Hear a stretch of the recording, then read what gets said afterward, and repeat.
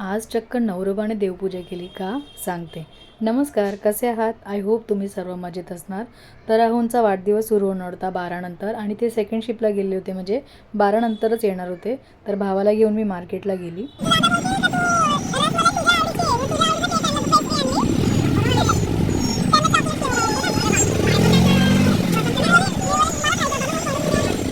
तर वाढदिवस त्यांचा आणि मी माझ्या आवडीची पेस्ट्री घेतली. असो, मग मी मस्त एक गुलाबाचं फूल घेतलं त्यांच्यासाठी आणि त्यानंतर मी घ्यायला गेली गॉगल, पण ते मला काही समजलं नाही म्हणून मी ते सोडून दिलं. त्यानंतर एक डेअरी मिल्क घेतली. Few moments later.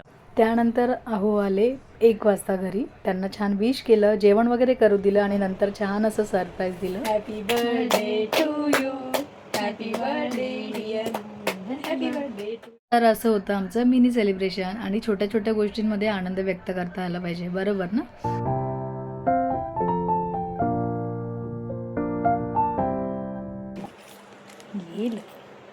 Happy birthday.